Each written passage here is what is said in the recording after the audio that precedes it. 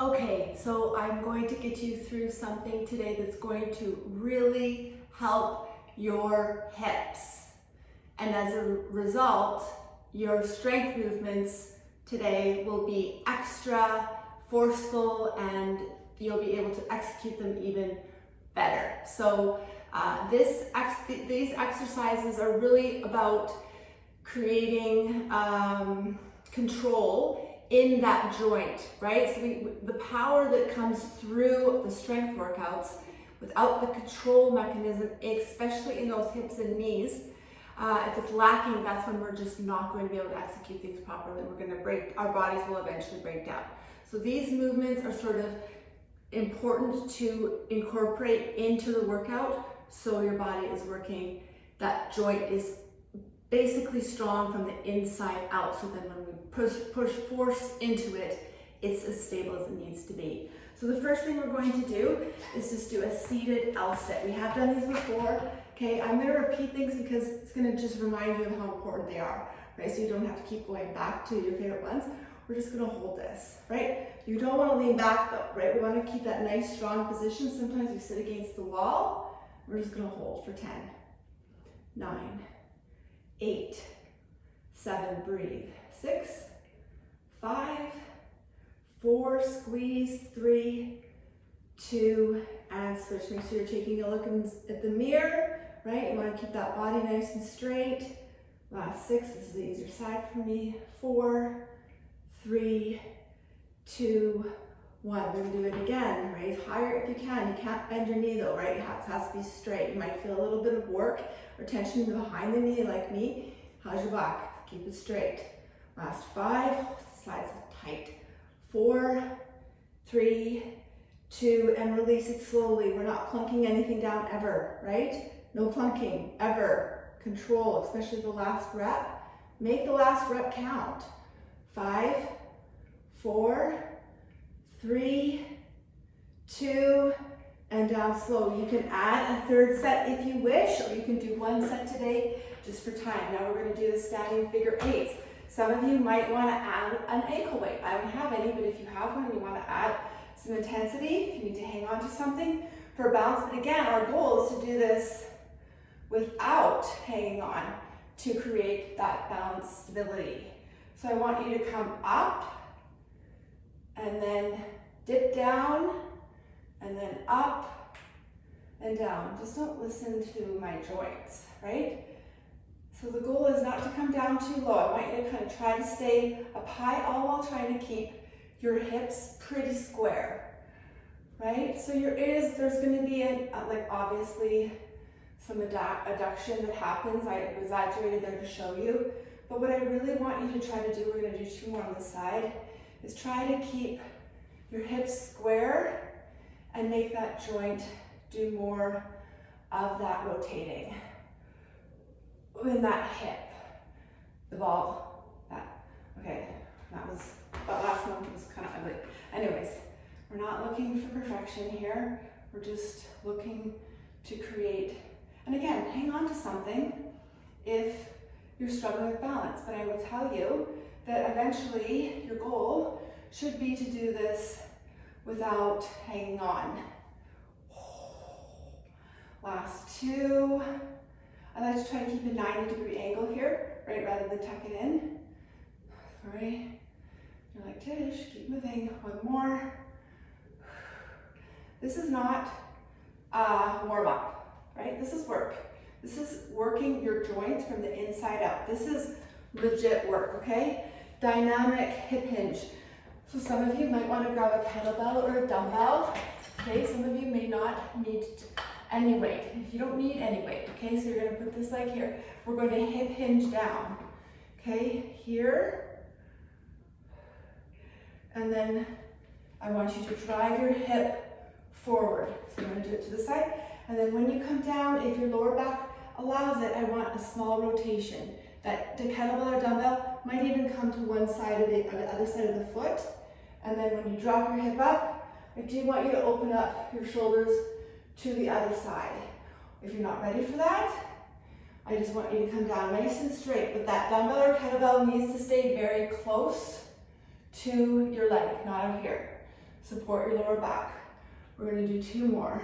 So again, pick what your body is saying is okay to do today. Every day is different.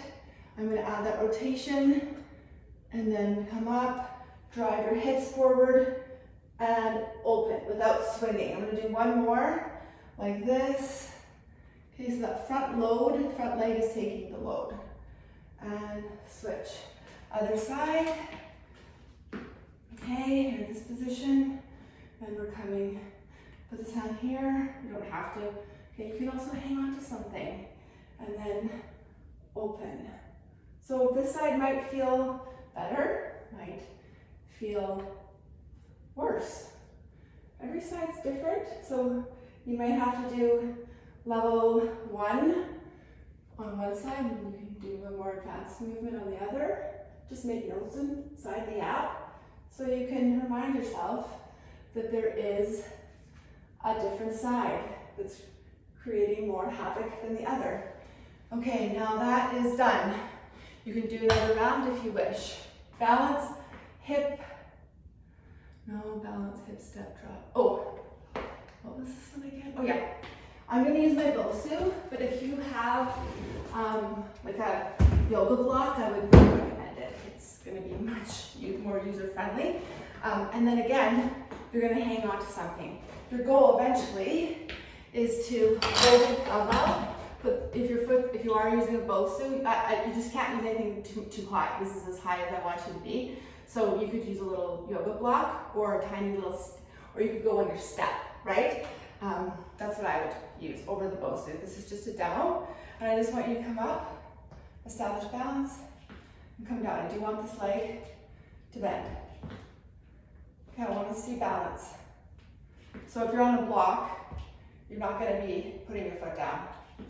There's the balance. This, putting your foot down, is I'd say about the same challenge. This is the hardest challenge, right? On the Bosu, with no foot placement. Let's go 10 per leg.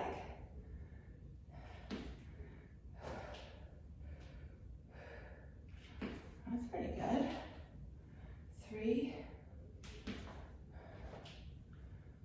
2, and then we're going to do 5 with a hip hinge. So again, you might have to get rid of the dumbbell, or you might have to hang on. And instead of bending, I want you to come up and bring that hip up and down. Hard, way hard on Bosu. 2, it's a little too high. You all have a step, so just use it. I just don't have one here. It looks pretty silly, but you get my drift, okay? Other side. Let's see the difference. Curious. So first we're bending, we're establishing balance. I'm going to first do the first 3 or 5, just placing that foot down, teaching the body the demand. And then see. But if you can't do it, don't get frustrated with yourself. I am supposed to be a little bit better at some of this stuff than you, just an FYI. Just like, you know, if you're a hairdresser or an accountant or a doctor, surgeon of some sort, you should probably be better at your skills than I am. I tend to forget that. And I say that because I remember training people face to face and then just getting frustrated how much better I could do. Well, it's my job, right? So now we're going to do the airplane. I've seen this done differently from different people. Some of you may hang on to something for sure no matter what. Some of you may have a weight behind the back. Well, it's not that bad. But you're practicing this one. And then what you're going to do is there's that zipper in the front of your shorts, and you're going to open up. Oh my, can you hear that? And then come center, and then twist, all while keeping that leg in the air. Up, don't be like this, don't be lazy. Extend it straight. Wow, I cannot believe my back decompressing. So I'm opening up both ways, but obviously towards the wall here is where I'm really feeling and hearing the decompression. This is intense work for me. We're gonna do one more. Keep this leg slightly soft, right? I had it completely locked. give it a little bit of a break. Oh wow.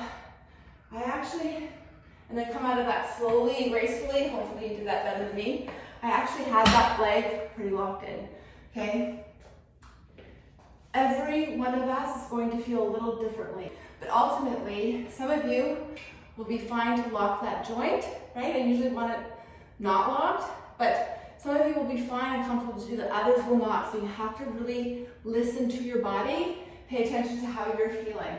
And then we're going to do the other leg for 5 to 6, and then you're going to get right into that leg workout. So we just did this, now we do this, other side. Take your time in figuring it out. Now this is my pure form extension, so I'm going to tell you right now, I'm not going to lock that right knee. No, okay? So this side's definitely decompressing, and then switch. So when I rotate and can rotate that zipper, front of the shorts, like that, I feel still, without being too hard on that piriformis injury, feeling decompression. I'm sweating to death here, holy shit. Okay, so that's good for me. I did about 3. My goal for you hopefully will be to do 5. And then the last thing I want you to do, just to unwind your lower back a little bit, is just sit and give yourself a nice, maybe rotate those ankles, get them up. Hey, Nikki.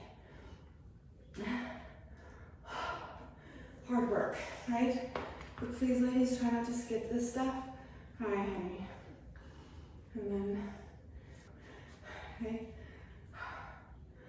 Okay, just, and then just tug it in, really rotate. Maybe one more. And sorry, I'm taking too much of your time.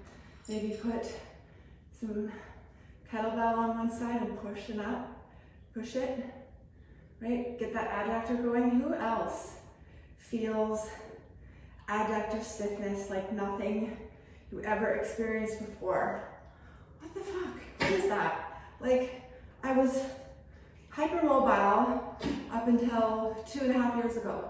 And then I woke up one day and was like, oh, are you okay? Jeez. But I literally had just been hit by a truck. Can you move?